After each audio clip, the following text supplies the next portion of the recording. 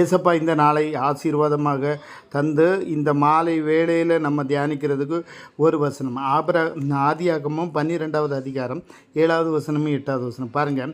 கர்த்தர் ஆபிரகாமுக்கு தரிசனமாகி உன் சந்ததிக்கு இந்த தேசத்தை கொடுப்பேன் என்றார்.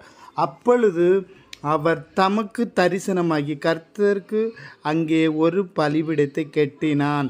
பின்பு அவன் அவ்விடத்துக்கு விட்டு பெயர்ந்து பெத்தேலுக்கு கிழக்கே இருக்கும் மலைக்கு போய் பெத்தேல் தனக்கு மேற்காகவும் கிழக்காகவும் இருக்க கூடாரத்தை போட்டு அங்கே கர்த்தருக்கு ஒரு பலிபீடத்தை கட்டி கர்த்தருடைய நாமத்தை தொழுது கொண்டான். பாருங்கள், ஏசப்பா எந்த ஒரு காரியத்தையும் செய்யும்போது தரிசனமாகிறதுக்கு அவர் பலிபீடத்தை கூடாரத்தை கட்டுக்கிறார். வேறு ஒன்றும் இல்லைங்க.